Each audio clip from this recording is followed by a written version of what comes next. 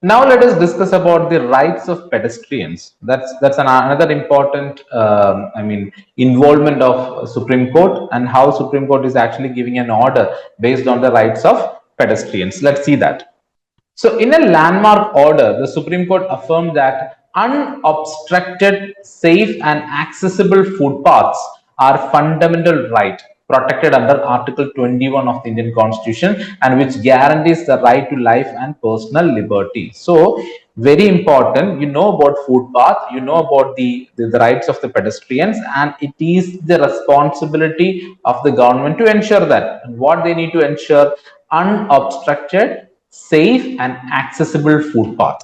Okay, it is the fundamental right which is actually coming under Article 21 of the Constitution.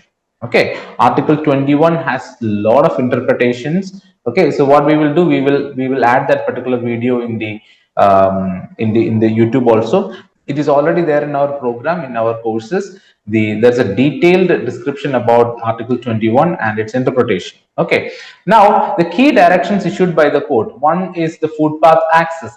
Every public road must have a properly designed footpath, usable not just by pedestrians but also fully accessible to persons with disabilities. So one, pedestrians, and another one is they're exclusively addressing the rights of the persons with disabilities. The footpath access should be there for everyone. Now encroachments must be removed. So you know that in footpath a lot of encroachments are there. Okay, so trade happening, small businesses happening, so all these things should be removed. Footpaths are public spaces and all encroachments must be removed to ensure safe movement. Okay, so the first thing is like why footpaths are actually built for the safe movement or the mobility aspect. And if it is actually getting violated, then you need to remove those kinds of encroachments which are becoming an obstacle for the safe movement. Now, policy mandate for state and union territories. The governments are now required to frame clear policies for creating, maintaining, and upgrading the footpaths and pedestrian pathways. So, it is the responsibility of the states and union territories to ensure that there should be clear policies for maintaining, for creating, and for upgrading the footpaths and the pedestrian pathways. So it's very important. It's a duty of the government to do that. And why this matters? Okay, why the rights of the pedestrian matters? The judgment recognizes walking as a basic mode of mobility, critical for dignity, safety, and inclusion, especially for the elderly, differently abled, and those without access to vehicles. So basically, there are people who are not having access to vehicles.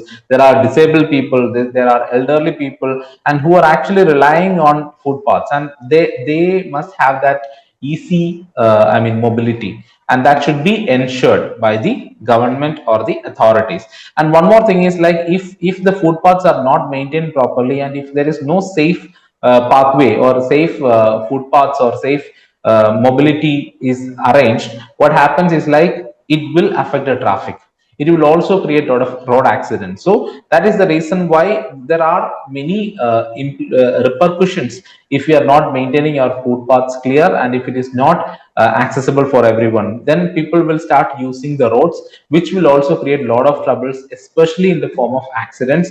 It can create a lot of problems. So basically it is the responsibility of the state government and also the union territories to ensure that, and that is what is reminded by the Supreme Court of India. As I have already told you, it is the responsibility of the Supreme Court to ensure that if there is a violation of fundamental rights, it should be reinstated. And that is the responsibility of the Supreme Court, and that's why we call the Supreme Court as the guardian of the Indian Constitution and also the fundamental rights. Okay, so that's about the rights of the pedestrians. So please do read more about it. If there is a question related to this in the mains or in the prelims, you should be able to answer this question. Okay.